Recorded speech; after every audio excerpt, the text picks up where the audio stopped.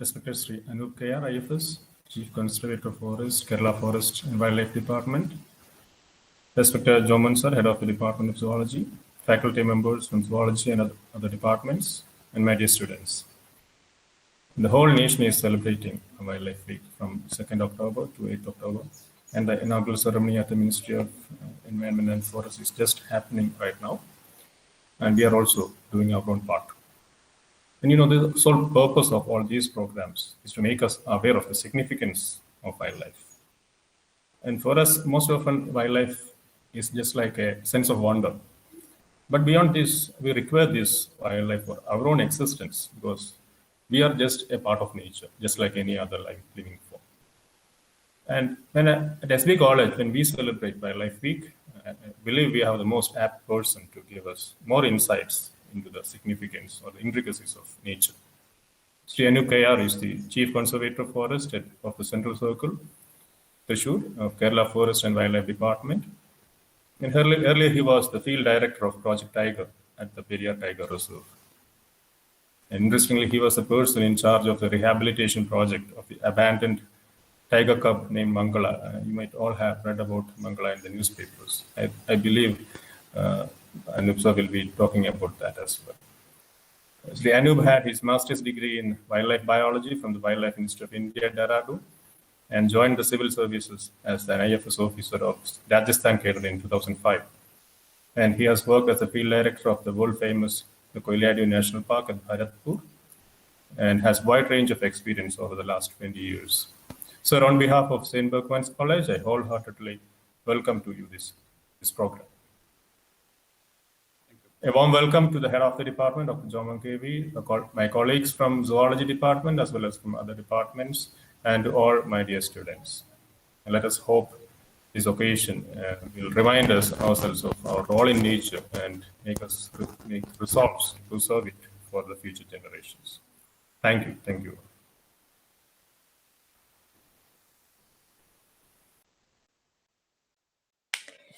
We are so much privileged to have with us Sri Anup Kayar IFS, Chief Conservator of Forest, Central Circle, Kerala Forest and Wildlife Department on this auspicious occasion. I kindly invite you, sir, for your talk on the topic, the story of Indian tiger. Is a story I'm going to tell you about the most magnificent creature in the entire world. Can I share my presentation? Yes, sir, you can share. So as I told you, this is the strength of elegance and ferocity. This is an animal that can kill any creature with a single swipe of its hand. കാട്ടിലാണെങ്കിൽ ശത്രുക്കളും മിത്രങ്ങളും ഒക്കെ ഒരുപോലെ തന്നെ ബഹുമാനിക്കുകയും പേടിക്കുകയും ചെയ്യുന്ന രാജാവ്, the king of the jungle. അത് ആ പൊസിഷനിലേക്ക് കടുവനെ എത്തിക്കുന്നത് അതിന്റെ ബോഡിലി ഫീച്ചേഴ്സ് ആയിരിക്കുമെന്ന് ഞാൻ പ്രത്യേകിച്ച് പറയേണ്ടതല്ലോ. അതെന്തൊക്കെയാണെന്ന് ഞാനൊന്ന് പറഞ്ഞുതരാം. It is the biggest member of the cat family. Other members which are slightly lesser in size are puma, jaguar, leopard, lion, and most of the other members are very small. It has this tiger has a glowing amber-colored eyes, if you notice, and is scary. Once the tiger crosses the age of 1.5 years, that ferocity comes in its eyes. Before that, it's curious. It's a curiosity of the cub that is reflected in the tiger's eyes. And his muscles make ripples when he walks. And his wrists, you can see, they're huge. They are like big trunks. നമ്മുടെ കൈപ്പത്തി വലുതും wrist ചെറുതുമാണെങ്കിൽ കടുവയുടെ കൈപ്പത്തിയുടെ അതേ വലുപ്പത്തിലാണ് wrist ഉള്ളത്. അതാണ് അതിന്റെ power കൊടുക്കുന്നത്. And tiger's stripes, that helps it to walk invisible among the grass and small shrubs. You can see it's very difficult to detect a tiger inside such grass from from even close distances. Excuse me, sir. ഈ slides മാറുന്നില്ല കേട്ടോ. First slide. Okay. I have to exit the full screen. Okay, sir. Share ചെയ്ത്. Okay. Yeah. മാറുന്നുണ്ടാവില്ല അല്ലേ? ഇപ്പം മാറുന്നുണ്ട്. Yes. Yeah. This is the slide which I was talking about, the wrist of the tiger. And this is the camouflage coloration, the stripes of the tiger's body that makes it invisible in the grasslands. And tiger moves in the jungle like a ghost. ഒരു ഇല പോലും അനങ്ങാതെ കടുവയ്ക്ക് കാട്ടിൽ move ചെയ്യാനുള്ള കഴിവുണ്ട്. And the roar of the tiger, അത് even ഒരു സൂവിലുള്ള ടൈഗറിന്റെ roar പോലും നിങ്ങൾ വളരെ അടുത്തുനിന്ന് കേട്ടിട്ടുണ്ടെങ്കിൽ നിങ്ങൾക്ക് മനസ്സിലാവും. നെഞ്ചിലൊരു ഇടി വന്ന് വീഴുന്ന പോലെയാണ് കടുവയുടെ ആ ദേഷ്യത്തോടെയുള്ള ഒരു ഗർജനം. കാട്ടിലൊക്കെ ഉള്ള ഗസ്റ്റ് ഹൗസുകളിലൊക്കെ താമസിക്കുമ്പോൾ ടേബിളിൽ വെച്ചിരിക്കുന്ന ഗ്ലാസ്സിലെ വെള്ളം അതിലിങ്ങനെ ഓളങ്ങളുണ്ടാവും, കടുവ അകലെ എവിടെയെങ്കിലും അലറിയിട്ടുണ്ടെങ്കിൽ. അത് കടുവയുടെ ഒച്ച കാട്ടി കേട്ട് കഴിഞ്ഞാൽ പിന്നെ കാട് നിശബ്ദമാവും. അത് മറ്റുള്ള അനിമൽസിന് ആ ഡിസിപ്ലിൻ, അത് കാട്ടിലെ റൂളായിരിക്കും ഒരുപക്ഷെ. Tiger is on the prowl and all the animals fall in discipline. And when you hear that, you will know the real meaning of fear and terror. ഒരു ടൈഗറിനെ നമ്മൾ ഇമാജിൻ ചെയ്യുന്നതിനേക്കാളും കൂടുതൽ വലിപ്പമുണ്ട്. ഏകദേശം ഒരു 350 കിലോ, 300 തൊട്ട് 350 കിലോ തൂക്കവും 3 മീറ്ററോളം നീളവും ഉള്ള ഒരു ആനിമലാണ് ടൈഗർ. പക്ഷേ അതിന്റെ ഫാസ്റ്റ് ആയിട്ടുള്ള, സ്വിഫ്റ്റ് ആയിട്ടുള്ള മൂവ്മെന്റിന് ഈ ഭാരം ഒരു തടസ്സമല്ല എന്നുള്ളതും ഒരു സത്യമാണ്. വളരെ ക്വിക്കായിട്ട് ലൈറ്റ്നിങ് സ്പീഡിൽ അറ്റാക്ക് ചെയ്യാനായിട്ട് ഈ ശരീരം വെച്ചിട്ട് ടൈഗറിന് പറ്റും. And it is A pure carnivore. ആ ടൈഗറിന്റെ നാവിന്റെ ഒരു ക്ലോസപ്പ് ഫോട്ടോ നിങ്ങൾക്ക് കാണാൻ പറ്റുമായിരിക്കും. അത് ചെറിയ ചെറിയ നെയിൽസ് പോലെയുള്ള സ്പൈക്സ് ആ നാവിലുണ്ട്. ആ കടുവ ഒന്ന് നക്കിക്കഴിഞ്ഞാൽ നമ്മളുടെ തൊലിയും മാംസം അടക്കം ഉരിഞ്ഞു പോകും. അത്രയ്ക്കും ഷാർപ്പായിട്ടുള്ള ക്ലോസ് ആണ് അതിൽ ആ കടുവയുടെ നാവിലുള്ളത്. അതുകൊണ്ടാണ് പറയുന്നത് tiger can lick a bite എന്ന്. കടുവ കൂടുതലും ഇര പിടിക്കാൻ ഇറങ്ങുന്നത് മങ്ങിയ വെളിച്ചമുള്ള സമയത്താണ്. അതിനെയാണ് പറയുന്നത് ക്രിപ്പസ്കുലർ ആനിമൽ എന്ന്. It moves in the dusk and the dawn. പിന്നെ unlike the cheetah, tiger doesn't chase the prey for long distances and catch. It usually hides somewhere, moves closer to the animal, and in one quick flight it grabs the prey. അതാണ് അതിന്റെ രീതി. 1 ടണ്ണിലും മേലെ ഭാരമുള്ള കാട്ടുപോത്തിനെയൊക്കെ പിടിക്കാൻ കഴിവുള്ള ഒരേ ഒരു പ്രെഡേറ്ററാണ് കടുവ. നമുക്ക് ഇതൊരു അൺറിലേറ്റഡ് സ്ലൈഡാണ്. ഞാൻ സബ് സ്പീഷീസ് എന്ന് പറയുന്ന കൺസെപ്റ്റ് നിങ്ങൾ സുവോളജി സ്റ്റുഡൻസ് ഒക്കെ ആയതുകൊണ്ട് നിങ്ങൾക്ക് അറിയാമായിരിക്കും. റീജിയണൽ വേരിയേഷൻസ് ഒരേ അനിമൽസിൽ കാണാറുണ്ട്. അത് ആ ജനറ്റിക് വേരിയേഷൻസ് സെറ്റ് ഇൻ ചെയ്ത് കഴിഞ്ഞ് if the variations are sufficiently distinct to call it as separate species, adine vera species aayittu nammal parayum. If the variations are not that significant, they might be called as subspecies or even races. Hanuman langur എന്ന് പറയുന്ന നമ്മളുടെ സാധാരണ നാട്ടിലൊക്കെ കാണുന്ന ഹനുമാൻ കുരങ്ങ്, അതിന്റെ ഇന്ത്യയിലുള്ള പല സ്ഥലങ്ങളിൽ ഉള്ള കുരങ്ങിന്റെ വാലിന്റെ ഷേപ്പിലുള്ള വേരിയേഷൻസ് ആണ് ഞാൻ ഈ സ്ലൈഡിൽ കാണിക്കുന്നത്. അത് റീജിയണൽ, അതിന്റെ മിക്സ്ഡ് അല്ല ഈ populations. They are separated and mutations have set in to to fix these variations in the genes. അതുപോലെ തന്നെ ടൈഗറിനും 9 സബ് സ്പീഷീസ് ഉണ്ടായിരുന്നു. അതിൽ ഈ Javan, Caspian and Balinese tigers right സൈഡിൽ കാണുന്ന 3 എണ്ണം, they are not living anymore, they have gone extinct. മറ്റ് 6 എണ്ണം ഇന്നും ഉണ്ട്. ഈ സൈബീരിയൻ ടൈഗർ ആണ് ഇതിൽ ഏറ്റവും ശരീര വലിപ്പമുള്ളത്. നമ്മുടെ ടൈഗറാണ് Bengal tiger, royal Bengal tiger എന്ന് പറയുന്ന ഇന്ത്യയിൽ കാണുന്ന tiger. Once upon a time, the tiger was distributed all over India. And in our culture, in our religious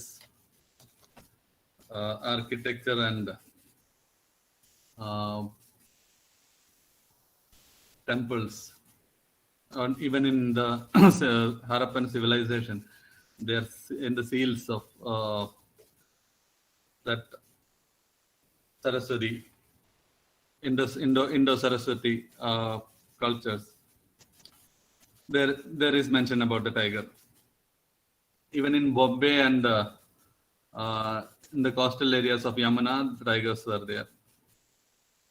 നമ്മുടെ സരസ്വതി, ശബരിമല, അയ്യപ്പൻ ഇവരുടെയൊക്കെ വാഹനമായിട്ടും നമ്മൾ ടൈഗറിനെ കാണുന്നുണ്ട്.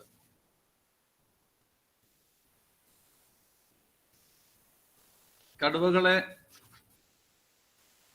ആദ്യമായിട്ട് വേട്ടയാടുന്നത് അത് തുടങ്ങുന്നത് മുഗൾ എംപറേഴ്സ് ഇന്ത്യയിൽ വന്നോടുകൂടിയിട്ടാണ്. അവരാണ് ഷിക്കാർ എന്നുള്ള ആ ഒരു സ്പോർട്ട് ഇന്ത്യയിൽ ഇൻട്രൊഡ്യൂസ് ചെയ്യുന്നത്.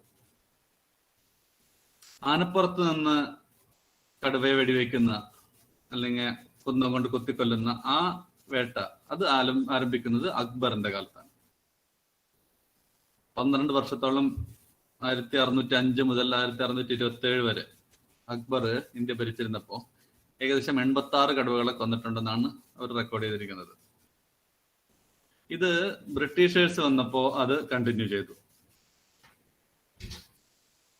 വലിയ തോതിൽ കടുവകളെ വേട്ടയാടി നാട്ടുകാരെ കടുവകളിൽ നിന്ന് രക്ഷിക്കുക, അതോടൊപ്പം തന്നെ അവരുടെ ഒരു സ്പോട്ടും കൂടിയായിട്ട് അതിനെ ബ്രിട്ടീഷുകാർ, അതുപോലെ അവരുടെ ഗസ്റ്റുകൾ വരുമ്പോൾ to honour their guest they use to organise tiger hunts. അതിന് ഹണ്ടിങ് പാർട്ടിയിൽ ഉണ്ടായിരുന്ന മിക്കവാറും ഇന്ത്യക്കാരായിരുന്നു. അവര് ടൈഗറിനെ ചെണ്ട കൊട്ടിയും പടക്കം പൊട്ടിച്ചൊക്കെ കടുവനെ ഫ്ലഷ് ഔട്ട് ചെയ്തിട്ട് ഈ പോയിന്റ്സിൽ വെയിറ്റ് ചെയ്തിരുന്ന ബ്രിട്ടീഷുകാർ അതിനെ വെടിവെച്ച് കൊല്ലുമായിരുന്നു. And this kind of photographs you can see in most of the old palaces and even in the government buildings. ഒരു ഇന്നൊക്കെ നമ്മൾ പറയുന്നത് ഒരു കടുവ ഏകദേശം ഒരു 40-50 സ്ക്വയർ കിലോമീറ്ററിലൊക്കെയാണ് ഒരു കടുവേനെ കാണുന്നത്. അതിന്റെ ടെറിട്ടോറിയൽ ആനിമൽ ആണ് ആയതുകൊണ്ട് 5 കടുവേനെയൊക്കെ അപ്പൊ അത്രയും വലിയ ഹണ്ടുകളായിരുന്നു അവർ ഓർഗനൈസ് ചെയ്യുന്നത്. കൂടുതൽ ഏരിയ എന്നൊക്കെ ടൈഗറിനെ ഫ്ലഷ് ഔട്ട് ചെയ്ത് ഒരു പോയിന്റിലേക്ക് എത്തിച്ചിട്ട് വെടിവെച്ച് കൊല്ലുന്നു. 5 കടുവ 6 കടുവേനെയൊക്കെ വെടിവെച്ച് കൊല്ലുന്നത് കോമൺ ആയിരുന്നു. ചില നമ്മുടെ രാജാക്കന്മാർ, നാട്ടുരാജാക്കന്മാരായിരുന്ന, എസ്പെഷ്യലി രാജസ്ഥാനിലെ കോട്ട എന്ന് പറയുന്ന സ്ഥലത്തെ രാജാവ്, പുള്ളിയുടെ റോൾസ് റോയ്സ് കാറിൽ മെഷീൻ ഗണ്ണും പീരങ്കിയൊക്കെ വെച്ചിട്ട് ഫിറ്റ് ചെയ്തിട്ടായിരുന്നു വേട്ടയ്ക്ക് പോയിരുന്നത്. അതുപോലെ മധ്യപ്രദേശിലെ റീവ രാജാക്കന്മാര് 109 കടുവകളെ കൊന്നിട്ടുണ്ട്. മൈസൂർ മഹാരാജ 100+. ഉദയ്പൂർ രാജസ്ഥാനിലെ മഹാരാജാവ് 500 കടുവകൾ. ജയ്പൂരിലെ colonel Kesari Singh 1000.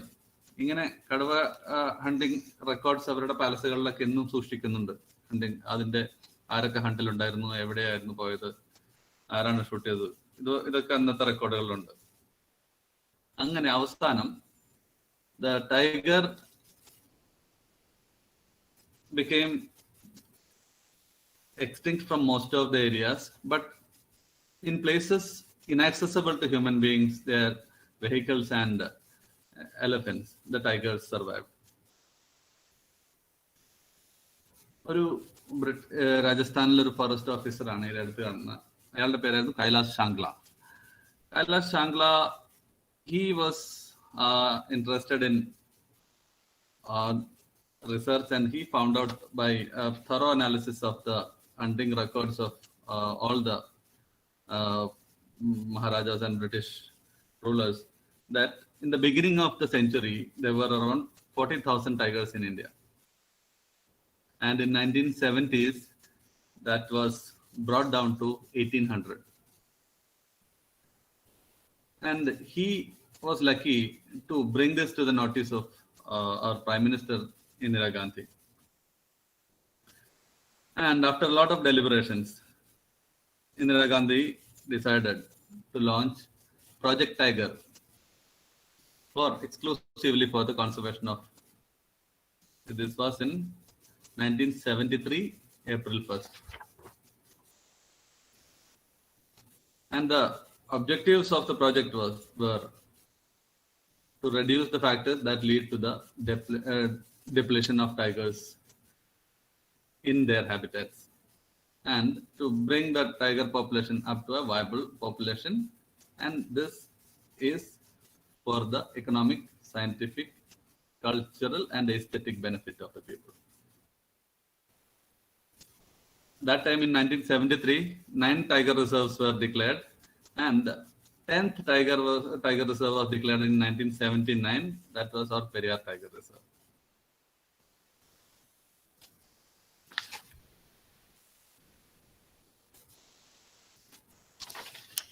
This is how we used to count tigers before 2005.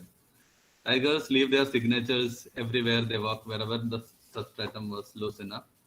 And from the footprint, you can say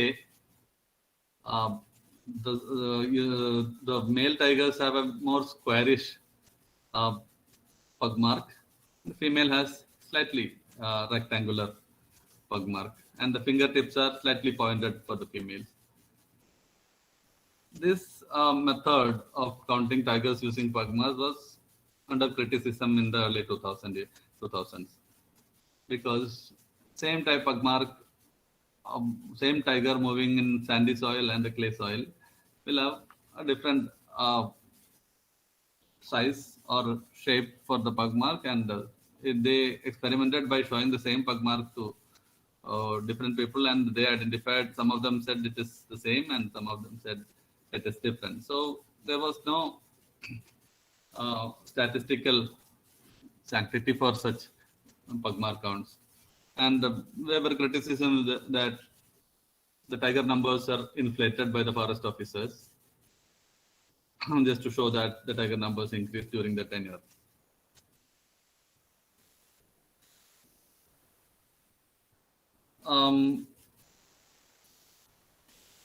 The people tried to refine this method by adding some measurements to the pug mark, so that the ratio between these measurements will remain the same even if the tiger moves in different type of soils. Again, in spite of best of our efforts, the poacher gangs eliminated all the tigers from 2 tiger reserves. One is Sariska Tiger Reserve in Rajasthan, another is Panna Tiger Reserve in Madhya Pradesh. And that was the time when the Prime Minister Manmohan Singh appointed a committee called the Tiger Task Force. This committee visited most of the tiger reserves, understood the problems, submitted their recommendations, and that report is called Joining the Dots. It is available in the internet. This committee recommended creation of a new body in India for tiger conservation called the National Tiger Conservation Authority. And to enable more accurate counting of tigers, they introduced a technique called camera trap technique. you can see in this picture, cameras are kept on either side of the trails. Tiger has this peculiar habit of walking only along the trails when it is leisurely walking. When it is hunting, it moves out, but along the roads, you get the pugmars because tigers are habitual of moving along the roads. So it was easy for placing the camera traps. 2 cameras were placed on either side of the road that will photograph the tiger from both sides. And the stripe pattern of every tiger is different from another one. This is the technique, and these cameras are triggered by automatically triggered whenever any animal, any object crosses that moves in the proximity of the camera, the shutter triggers off. ഇങ്ങനെ ഇന്ത്യയിൽ tiger camera trap method ഉപയോഗിച്ച് ആദ്യമായിട്ട് 2006 tiger census നടത്തിയപ്പോൾ 1411 കടുവകളായിരുന്നു ഇന്ത്യയിൽ ഉണ്ടായിരുന്നത്. പിന്നീട് ഈ national tiger conservation അതോറിറ്റിയുടെ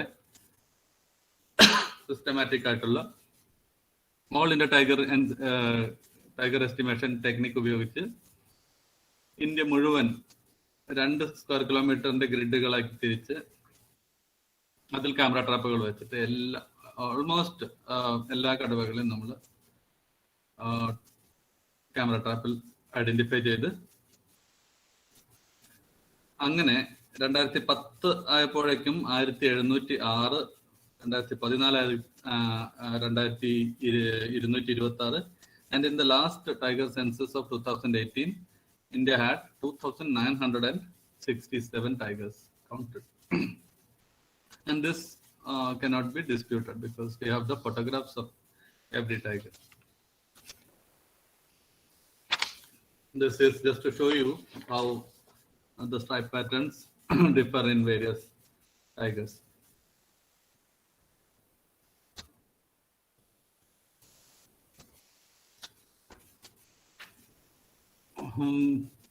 This is irrelevant. Now the tigers are back in the jungles. They are not just tigers when we make our efforts to protect the tiger. Forest, if it's supporting the tiger, that forest should have a good prey base. To support a good prey base, there should be good habitat, good grasslands, good water. So ensuring the survival of tiger otherwise means ensuring the survival of good forests in the hills, which enables our rivers to have sufficient water all throughout the year. And water security is probably the most important aspect we should think about in this time. Thank you. I'll be happy to interact you if you have any queries. സാറേ, ഞാൻ ഒരു സംശയം ചോദിച്ചിട്ടുണ്ട്. നമ്മളിപ്പോൾ tiger സെൻസസിൽ 2900 some tigers ഇപ്പോൾ latest സെൻസസിലുണ്ടല്ലോ. ഇത് carrying കപ്പാസിറ്റിക്ക് അതിനൊരു carrying capacity ഉണ്ടോ നമ്മുടെ ഫോറസ്റ്റിന്? അതോ അതിൻ്റെ ആ ഒരു ലെവൽ വന്നിട്ടുണ്ടോ? അതോ ഇനിയും ടൈഗേഴ്സിന് എണ്ണം കൂടാൻ പറ്റുമോ? ക്യാരിങ് കപ്പാസിറ്റി മെയിൻറ്റെയിൻ ചെയ്യുന്നത് tiger സ്വയമാണ്. The more number of tigers will not survive in the forest. അതിന് the young males are always chased away by the resident male tigers, and they live in the fringe areas. They live on the minimal resource, but they gain weight and strength, and once they are grown up sufficiently, they come back and challenge the resident males, and mostly one of the tigers die and he occupies the territory. So that carrying capacity is decided by the number of prey animals present. അപ്പോൾ അതിൽ നമുക്ക് പ്രത്യേകിച്ചൊന്നും ഇന്റർവ്യൂൻ ചെയ്യാനില്ല. very rarely the tigers, the injured tigers or the tigers, the young ones chased away by the males, they enter the human habitations. പക്ഷെ അത് സാധാരണ tigers attempt ചെയ്യാറില്ല. കുറച്ച് സ്ഥലങ്ങളിലൊക്കെ അങ്ങനെ ഇറങ്ങാറുണ്ട്. And they mostly end up either in some rescue center or they get killed. Okay, sir. മംഗള ടൈഗറിന്റെ കേസിൽ abandon ചെയ്തെന്ന് പറഞ്ഞു. അപ്പൊ അതിന്റെ അമ്മ ചത്തുപോയതാണോ, അതെന്താ സംഭവിച്ചത്? ഒരു ടൈഗർ കബ് അബാൻഡൻഡ് ആവുന്നതിന് പല കാരണങ്ങളാണുള്ളത്. ഒരു പക്ഷേ മദർ ചത്തുപോയതാവാം. പക്ഷെ അത് ഈ മംഗള ടൈഗർ കബിന്റെ കേസിൽ ഞങ്ങൾ അവിടെ മുഴുവൻ അരിച്ചു പറക്കി നോക്കിയിട്ടും അങ്ങനെ ഒരു ഡെഡ് ടൈഗറിന്റെ ഒരു കാർക്കസ് കണ്ടില്ല. പിന്നെ ഒരു കാരണമുള്ളത്, the wild animals have some peculiar sense of identifying the defects, genetic defects or other physical disabilities in the cubs. So they will not invest their time in such cub. They will just abandon that. ഈ കടുവാക്കുട്ടിക്ക് അതുപോലെ കാലിന് paralysis വന്നിരുന്നു. കുറച്ച് കഴിഞ്ഞ് കണ്ണിന്റെ മേലെ തിമിരം, ഒരു ജൂനൽ കാറ്ററാക്ട് എന്ന് പറഞ്ഞ ഒരു അസുഖം, അങ്ങനെ കുറച്ച് പ്രശ്നങ്ങളൊക്കെ ആദ്യം ഉണ്ടായിരുന്നു. ഇതിപ്പോ നമ്മളായതുകൊണ്ട് നമുക്ക് മെഡിക്കൽ ഫെസിലിറ്റി ഉള്ളതുകൊണ്ട് ട്രീറ്റ് ചെയ്ത് മാറ്റി അതിനെ. വൈൽഡിലാണെങ്കിൽ അത് സർവൈവ് ചെയ്യില്ലായിരുന്നു. അപ്പൊ അത് മനസ്സിലാക്കിക്കൊണ്ടായിരിക്കും ഒരു അതിന്റെ മദറിനെ അബാൻഡൻ ചെയ്തതാണെന്നാണ് ഞങ്ങൾ വിശ്വസിക്കുന്നത്. ഇപ്പൊ അത് കംപ്ലീറ്റ്ലി ഹെൽത്തി ആയില്ലേ? Now it is healthy, but still it has some problem in one eye. അതിലൊരു opaque screen വന്നിട്ടുണ്ട്. അത് ട്രീറ്റ്മെന്റ് നടക്കുകയാണ്. പക്ഷെ as the tiger cub is growing up, it will not allow you to put the medicine in their eyes. So it is now surviving with very small defect in the eye. Otherwise it is healthy. Sir, good morning. Good morning. Morning, sir. Sir, I am Arvind from chemistry department. ഫോട്ടോഗ്രാഫിയും അത്യാവശ്യം താല്പര്യമുണ്ട്. So like ഇപ്പോൾ common പബ്ലിക്കിന് ഇപ്പോൾ സെൻസസിന് പങ്കെടുക്കാൻ കഴിയുമെന്ന് കേട്ടിട്ടുണ്ട്. പണ്ട് ഒന്നെങ്കിൽ പഠിക്കുന്ന കാലത്ത് അപ്ലൈ ചെയ്തിട്ട് പലപ്പോഴും പോകാൻ പറ്റിയിട്ടില്ല. അപ്പോൾ ഇപ്പോൾ ഞാൻ 36 ആണ്. ഏജ് ലിമിറ്റ് എന്തെങ്കിലും ഉണ്ടോ? ഇപ്പം I am teaching in SB college. അപ്പോൾ അങ്ങനെയാണെങ്കിൽ ഏതാണ് ടൈം, അതിന്റെ പ്രിക്കോഷൻസ്, അങ്ങനത്തെ കുറെ ഡീറ്റെയിൽസ് എന്ന് പറഞ്ഞാൽ കൊള്ളായിരുന്നു. ഇപ്പൊ ലാസ്റ്റ് ഇയറിലൊക്കെ നമ്മൾ പുറമേ നിന്നുള്ള വോളണ്ടിയേഴ്സിനെ നമ്മൾ അലവ് ചെയ്തിരുന്നില്ല. ഇനി അടുത്ത വർഷമൊക്കെ ശരിയാവുമെന്ന് വിചാരിക്കാം. ഇതിനാ ഫോറസ്റ്റ് ഓഫീസുമായിട്ട് ഒന്ന് കോണ്ടാക്റ്റിൽ ഇരിക്കുന്നത് നല്ലതാണ്. ഇത് കോട്ടയത്തുള്ള ഫീൽഡ് ഡയറക്ടറുടെ ഓഫീസോ അല്ലെങ്കിൽ തേക്കടിയിലുള്ള ഡെപ്യൂട്ടി ഡയറക്ടറുടെ ഓഫീസോ ആയിട്ട്. കാരണം വോളണ്ടിയേഴ്സിന് ഒരു കുറവുമില്ല. നമ്മൾ സെൻസസ് എന്ന് പറയുമ്പോഴേക്കും റെക്കമെൻഡേഷനും എല്ലാം ആയിട്ട് ആൾക്കാർ ഇങ്ങനെ നമുക്ക് അക്കോമഡേറ്റ് ചെയ്യാൻ പറ്റുന്നതിനേക്കാൾ കൂടുതൽ ആൾക്കാർ വരുന്നതുകൊണ്ട്. കാരണം ഇതൊരു rarest of the rare opportunity ആണ്. അതുപോലെയുള്ള ഏരിയകളിലേക്ക് അതർവൈസ് ഒരു ടൂറിസ്റ്റ് ആയിട്ട് ഒരു കോമൺ ഇന്ത്യൻ സിറ്റിസിന് പോകാൻ പറ്റാത്ത സ്ഥലങ്ങളാണ്. അപ്പോൾ ഒരുപാട് ആൾക്കാർ വരും. അപ്പോൾ നിങ്ങളൊന്ന് അലർട്ടായിരുന്ന് സെൻസസ് എപ്പോഴാണ് വരുന്നതെന്ന് അവരുടെ വെബ്സൈറ്റിൽ നിന്നൊക്കെ അറിഞ്ഞ് കോൺടാക്ട് ചെയ്താൽ നമുക്ക് അലോ ചെയ്യാൻ പറ്റും. ഏജ് ലിമിറ്റ് ഒന്നുമില്ല. You have to be physically fit because most of these areas are accessible by walking only, and you have to carry your luggage and appo adinulla fitness ningal maintain cheyanam. Otherwise definitely, yes, of course. Okay sir, one more doubt. Like when I have been to Jim Corbett National Park ഒരിക്കൽ ഞാൻ പോയി കഴിഞ്ഞപ്പോൾ അവിടെ ഞങ്ങളുടെ കൂടെ ഈ ട്രിപ്പിന് വന്ന ഗൈഡ് ഞങ്ങളോട് പറഞ്ഞത് ടൈഗേഴ്സ് അവരെ ഹണ്ട് കഴിഞ്ഞിട്ട് ആ ഭക്ഷണം അഴുകിയതിനു ശേഷം മാത്രമേ കഴിക്കുള്ളൂ എന്നാണ് പുള്ളി വളരെ ആധികാരികമായിട്ട് പറഞ്ഞത്. How authentic is that? I don't think so, because ഒരു ടൈഗർ ഒരു ഇര പിടിക്കാനുള്ള എഫേർട്ട് ഭയങ്കര എഫേർട്ടാണ്. ചിലപ്പോൾ ഒരാഴ്ചയൊക്കെ നടന്നിട്ടായിരിക്കും കിട്ടുക. കാരണം ടൈഗർ കാട്ടിൽ മൂവ് ചെയ്യുമ്പോൾ ചില ആനിമൽസ്, ചില ബേർഡ്സ് ഒക്കെ അലാം കോൾ കൊടുക്കുമ്പോൾ ഈ മാനും കാട്ടുപോത്തെല്ലാം ഓടിപ്പോകും. കടുവയ്ക്ക് ഓടിച്ചിട്ട് പിടിക്കാനുള്ള അത്രയും അതില്ല. I cannot outrun many of our ungulates. അപ്പോ അത്രയും എഫർട്ട് എടുത്ത് പിടിച്ച ഒരു പ്രേ ആ കടുവ മുഴുവനും തിന്ന് തീർക്കും. അത് ഒരു പ്രാവശ്യം കഴിച്ചിട്ട് ബാക്കിയുള്ളത് ഉപേക്ഷിക്കില്ല. കാട്ടിലെ അനിമൽസിന് അങ്ങനെ വേസ്റ്റ് ആക്കുന്ന ഒരു സ്വഭാവം ഇല്ലാണ്. അപ്പൊ ആദ്യം കഴിക്കും, പിന്നെ അടുത്ത വീണ്ടും കഴിക്കും. അപ്പോഴേക്കും ഇത് അഴുകി തുടങ്ങും. കാട്ടിൽ കിടക്കുന്ന ഒരു കാർക്കാസിനെ അഴുകാനും അതിൽ മാഗട്ട് ഉണ്ടാവാനും അധികം സമയം വേണ്ട. 2-ാം ദിവസം മാഗട്ട് കാണാൻ നമുക്കതിൽ അപ്പോഴേക്കും വേർത്തിട്ടുണ്ടാവും. 3-4 ദിവസം കഴിയുമ്പോൾ അഴുകും. അപ്പൊ അത് നമ്മള് ആദ്യത്തെ ദിവസം ചിലപ്പോൾ കണ്ടിട്ടുണ്ടാവില്ല. ചിലപ്പോൾ ആ പറഞ്ഞ ഗൈഡ് കണ്ടിട്ടുള്ള കാർക്കാസുകൾ മുഴുവൻ ഈ 3rd day 4th day ആയിട്ടുള്ളതായിരിക്കും. അതുകൊണ്ട് അങ്ങനെ പറഞ്ഞതായിരിക്കും. റിയാലിറ്റിയിൽ പിടിച്ച ഉടനെ കടുവകൾ നല്ലോണം ഭക്ഷണം കഴിച്ചിട്ട് പിന്നെ ബാക്കിയുള്ളതാണ് അവിടെ ഇടുക. അടുത്ത പ്രാവശ്യം വിശക്കുന്നവരെ ആകുമ്പോഴേക്കും ഇത് അഴുകുന്നതാണ്. Okay sir, thank U.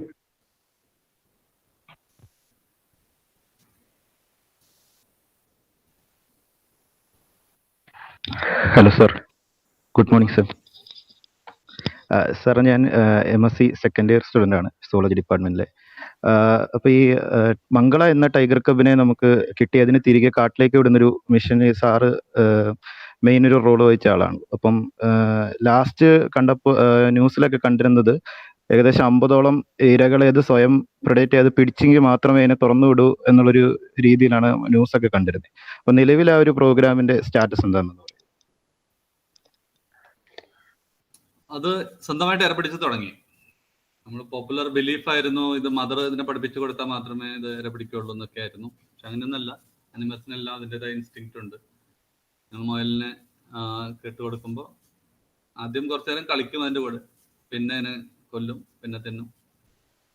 പക്ഷെ അതല്ല ഈ നമ്മൾ കൊടുക്കുന്ന ഇതുപോലത്തെ ക്യാപ്റ്റിവിറ്റിയിൽ വളർത്തിയ അനിമൽസിനെ പിടിക്കുന്നതിൻ്റെ അങ്ങനത്തെ ഉള്ള അമ്പാണല്ല. ഇതിനെ ഇപ്പോൾ ഇട്ടിരിക്കുന്ന കേജിന് ചുറ്റും മറ്റൊരു ഔട്ടർ എൻക്ലോഷർ പണിതുകൊണ്ടിരിക്കുകയാണ്. അതിലേക്ക് നമ്മൾ ആനകളെ റിലീസ് ചെയ്യും. അവിടെ ശരിക്കും കാട്ടിൽ പിടിക്കുന്ന പോലെ തന്നെ അത്രയും എഫേർട്ട് വേണ്ടി വരും അതിനെ പിടിക്കാനായിട്ട്. കാരണം മാനിന് ഓടാൻ ഇഷ്ടംപോലെ സ്ഥലമുള്ള വലിയ എൻക്ലോഷറാണ് ഔട്ടർ എൻക്ലോഷർ. അപ്പൊ അതിൽ 50 എണ്ണത്തിനെ പിടിക്കുന്നത് അതിൻ്റെ ഒരു ക്വാളിഫയിങ് ടെസ്റ്റ് ആയിട്ട് ആണ്. അത് പ്രത്യേകിച്ച് ബേസ് ഒന്നുമില്ല അതിന്. എന്നാലും അത് 50 കടുവനെ പിടിച്ചാൽ പിന്നെ അത് സർവൈവ് ചെയ്തോളും എന്നുള്ളൊരു ഒരു ബിലീഫ്, ഒരു ലോജിക്. അത് ആ പ്രോസസ്സിന് നടക്കാൻ പോവുകയാണ് ശരിക്കും. Okay sir. സാർ ഒരു ചോദ്യം സാർ, ഈ മംഗള എന്ന് പറയുന്ന ഈ നെയിം സെലക്ട് ചെയ്തതിന് പിന്നിൽ എന്തെങ്കിലും? മംഗളാദേവി എന്നൊരു ടെമ്പിൾ ഉണ്ട്, അതിനടുത്തുനിന്നായിരുന്നു ഇത് കിട്ടിയത്. അത് കാരണം. Okay sir, thank U. Sir couple of ഇപ്പൊ ഈ ടിബറ്റൻ മോങ്സ് പല ആൾക്കാരും ഈ കൗഡിയെ ടൈം ചെയ്ത് കൊടുക്കാറുണ്ട്. അപ്പൊ സാറ് പറഞ്ഞ ഒരു ഇൻസ്റ്റിങ് എപ്പോഴെങ്കിലും പുറത്തു വരില്ലേ? അങ്ങനത്തെ റിപ്പോർട്ട്സ് അവർ പുറത്ത് വിടാത്തതാണോ അതോ ലൈക്ക് ആ ടൈമിങ് പൂച്ചേനെ ടൈം ചെയ്യുന്ന പോലെയോ പണ്ട് വുൾഫിനെ ടൈം ചെയ്ത് പട്ടീനാക്കുന്ന പോലെയോ ഒന്നും അല്ലല്ലോ? കാരണം കടുവ എന്ന് പറയുന്നത് വേറൊരു ജോണറിൽ കിടക്കുന്നതല്ലേ. അത് എന്തുമാത്രം ടൈം ചെയ്യാൻ മനുഷ്യന് പറ്റിയിട്ടുണ്ട്? അത് വളരെ ഏർലി സ്റ്റേജിൽ കിട്ടിയിട്ടുള്ള കടുവ കുട്ടികളെ വളരെ നന്നായിട്ട് ടൈം ചെയ്ത് വളർത്തുന്ന ഈ മോങ്സ് മാത്രമല്ല, അമേരിക്കയിലൊക്കെ ഒരുപാട് ക്യാപ്റ്റീവ് ടൈഗേഴ്സ് ഉണ്ട്. അവരൊക്കെ കടുവയുടെ കൂടെ കിടന്ന് കളിക്കലും ഒക്കെ ഉണ്ട്. പക്ഷേ you cannot trust these animals. Any moment it can revive it's skills. ഇവിടെ രാജസ്ഥാനിലൊരു സ്റ്റോറി ഉണ്ട്. ഒരു രാജാവ് അതിന്റെ കടുവനെ ഇങ്ങനെ തലോടിക്കൊണ്ടിരിക്കുന്ന പെട്ടെന്ന് അത് അഗ്രസീവ് ആവുന്നു. എന്താ കാരണം എന്ന് അയാൾക്ക് തന്നെ അറിയില്ല. എന്നിട്ട് അയാൾ ആ കൈ എടുത്തു കഴിഞ്ഞാൽ അപ്പൊ അയാൾ അത് കടിക്കാൻ വരുന്നു. അങ്ങനെ കൈ വെച്ചുകൊണ്ടിരുന്നിട്ട് തന്നെ വേറൊരാളെ കൊണ്ട് പുറത്തു നിന്ന് അതിനെ വെടിവെച്ച് കൊന്ന അങ്ങനത്തെ സ്റ്റോറികളൊക്കെ കേട്ടിട്ടുണ്ട്. നമുക്ക് അറിയില്ല. We don't have any first hand experience in that. പക്ഷെ അനിമൽസ് ആർ അനിമൽസ്. നമ്മൾ വളർത്തു മൃഗങ്ങളായാലും നായ്ക്കളായാലും ചിലപ്പോൾ നമ്മളെ അവിടെ പിടിച്ച് കടിക്കില്ലേ ചിലപ്പോൾ. അതുകൊണ്ട് സർ വൺ തിങ് ഇപ്പൊ ഈ എലിഫന്റ്സ് ഓർമ്മ നിൽക്കുന്നത് പോലെ ഇപ്പോ ടു ബ്രദേഴ്സ് സിനിമ കണ്ടു കഴിഞ്ഞാൽ എത്രയോ വർഷം കഴിഞ്ഞിട്ട് ആ 2 ബ്രദേഴ്സിനെ വളർത്തിയ അല്ലെങ്കിൽ 2 കടുവക്കുട്ടികളെ വളർത്തിയ ആൾക്കാരെ ഈ കടുവകൾ ഓർക്കുന്നതായിട്ടാണ് ആ സിനിമയുടെ ക്ലൈമാക്സ് പോകുന്നത്. അപ്പൊ സിനിമയുടെ ഒരു ഒരു ഒരു ഇതെടുത്തു മാറ്റി കഴിഞ്ഞാൽ ഹൗ മച്ച് റിയാലിറ്റി?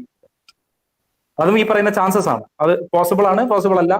അത്രയും നല്ലൊരു ക്ലോസ് കോൺടാക്റ്റിൽ ഉണ്ടായിരുന്നാണെങ്കിൽ അതും ചെറുപ്പത്തില്, അത് കഴിഞ്ഞിട്ട് വളർച്ച കഴിഞ്ഞിട്ട് എത്രയോ വർഷങ്ങൾക്ക് ശേഷം പിന്നെയും അത് റെക്കഗ്നൈസ് ചെയ്യുന്നുണ്ടോ? എലിഫന്റ്സ് റെക്കഗ്നൈസ് ചെയ്യുന്ന പോലെ അല്ലെങ്കിൽ പട്ടീനെ പോലെ അനുഭവം ഇല്ല. അത് നിങ്ങളൊക്കെ വായിച്ച അത്രയും കഥകൾ തന്നെ ഞങ്ങളും വായിച്ചിട്ടുള്ള പറയാൻ പറ്റില്ല. ഞങ്ങൾ ഈ കടുവനെ ആദ്യം വളർത്തിയ 2 ആൾക്കാരോട് ഇതിന് ഭയങ്കര അറ്റാച്ച്മെന്റ് ആയിരുന്നു. അവരെ കാണാൻ ഇത് കിടന്ന് നിലവിളിക്കലൊക്കെ ഉണ്ടായിരുന്നു. അപ്പോൾ അതൊരു വയലിലേക്ക് റിലീസ് ചെയ്യാൻ പോകുന്ന ആ ഒരു ഇന്റൻഷൻ നമുക്കുള്ളത് കൊണ്ട് ഞങ്ങൾ അത് പതുക്കെ പതുക്കെ ഇല്ലാതാക്കി. അങ്ങനെ ആളെ കാണാതെയാണ് ഇപ്പോൾ ഫീഡ് കൊടുക്കുന്നത്. Okay. Thank you sir.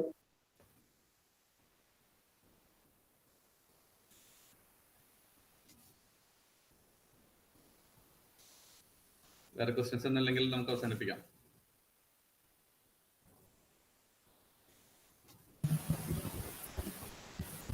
Yes, Anoop, you can go for water. നമ്മുടെ ഇന്നത്തെ ഈ പ്രോഗ്രാമിന്റെ മുഖ്യ അതിഥി sir Anoop KR IFS, head of the department doctor Joman KV sir, zoology association president doctor Philip ലിറ്റർ സർ, മറ്റധ്യാപകരെ, പ്രിയപ്പെട്ട കൂട്ടുകാരെ, നമ്മൾ എല്ലാ വർഷവും വൈൽഡ് ലൈഫ് വീക്കുകൾ സെലിബ്രേറ്റ് ചെയ്യാറുണ്ട്. വനവും വന്യജീവികളും എന്നും ഭൂമിയുടെ നിലനിൽപ്പിന് അല്ലെങ്കിൽ മനുഷ്യന്റെ നിലനിൽപ്പിന് എത്ര അത്യാവശ്യമാണെന്നുള്ള കാര്യം നമ്മൾ ഈ ഒരു വീക്കുകൾ സെലിബ്രേറ്റ് ചെയ്യുന്നതിലൂടെ നമ്മൾ ഊട്ടിയുറപ്പിക്കുകയാണ് ചെയ്യുന്നത്. സ്കൂളുകളും കോളേജുകളിലും ഈ വാരാഘോഷം വരും തലമുറകളായ നമ്മളെ കൂടുതൽ ബോധവാന്മാരാക്കുകയാണ് ചെയ്യുന്നത്. ആദ്യം തന്നെ നമ്മുടെ ഈ പ്രോഗ്രാമിന് നമ്മുടെ ക്ഷണം സ്വീകരിച്ചെത്തിയ ശ്രീ അനൂപ് KR IFS സാറിനുള്ള നന്ദി ആദ്യം തന്നെ സുവോളജി അസോസിയേഷന്റെ പേരിൽ രേഖപ്പെടുത്തിക്കൊള്ളട്ടെ. സാറിന്റെ ടോക്ക് വളരെ ഏറെ ഉപകാരമായിരുന്നു. ഒരു സുവോളജി സ്റ്റുഡന്റ് എന്ന രീതിയിൽ സാറിന്റെ സ്ലൈഡ്സ് ഒക്കെ വളരെ ഉപകാരപ്രദമായിരുന്നു. കടുവയുടെ ക്യാമഫ്ലേജും അതുപോലെ തന്നെ നേരത്തെ എങ്ങനെയാണ് കടുവകളെ ആളുകൾ ഹണ്ട് ചെയ്തുകൊണ്ടിരുന്നത് എന്നൊക്കെ ഉള്ളത് അറിയാൻ സാധിച്ചത് സാറിന്റെ ആ ഒരു പ്രസന്റേഷനിലൂടെയാണ്. സാറ് ഷെയർ ചെയ്ത കാര്യങ്ങൾക്ക് ഒരുപാട് താങ്ക്സ്. അടുത്തതായി department head doctor Joman KV സാറാണ്. സാറ് നമ്മുടെ എല്ലാ പ്രോഗ്രാമിനും നമ്മളോട് ചേർന്ന് നമുക്ക് എല്ലാ സപ്പോർട്ടും ചെയ്തു തരാറുണ്ട്. സാറിന്റെ ഐഡിയാസും കാര്യങ്ങളൊക്കെ നമ്മളോട് ഷെയർ ചെയ്യാറുണ്ട്. സാറിനോടുള്ള നന്ദി സുവോളജി അസോസിയേഷന്റെ പേര് അറിയിച്ചുകൊള്ളട്ടെ. പിന്നെ സുവോളജി അസോസിയേഷന്റെ പ്രസിഡന്റ് ആയിട്ടുള്ള ഫിലിപ്പ് ലിറ്റർ സാർ ഞങ്ങളുടെ ക്ലാസ്സിന്റെ മെന്റർ കൂടിയാണ്. സാർ ഞങ്ങളുടെ എല്ലാ പ്രോഗ്രാംസിനും എല്ലാവിധ സപ്പോർട്ട് ആദ്യം മുതൽ അവസാനം വരെ തരാറുണ്ട്. സാറിനോടുള്ള നന്ദിയും ഈ ഒരു അവസരത്തിൽ അറിയിച്ചോളൂ. ഈ പ്രോഗ്രാമിന്റെ വിജയം എന്ന് പറയുന്നത് ഇതിൽ പങ്കെടുത്ത ശ്രോതാക്കളായിട്ടുള്ള നിങ്ങൾ ഓരോരുത്തരുമാണ്. നിങ്ങളുടെ പാർട്ടിസിപ്പേഷൻ തന്നെയാണ് ഈ പ്രോഗ്രാമിന്റെ വിജയം. ഈ പ്രോഗ്രാമിൽ പങ്കെടുത്ത എല്ലാവരോടും സുവോളജി അസോസിയേഷൻ മെമ്പേഴ്സിനും അതല്ലാതെ തന്നെ പങ്കെടുത്ത മറ്റ് അധ്യാപകരോടുമുള്ള നന്ദി അറിയിച്ചുകൊണ്ട് നിർത്തട്ടെ. നന്ദി. Thank you, Anoop sir. Thank you, everyone. We have come to the end of the program. Thank you. Yeah, thank you, sir.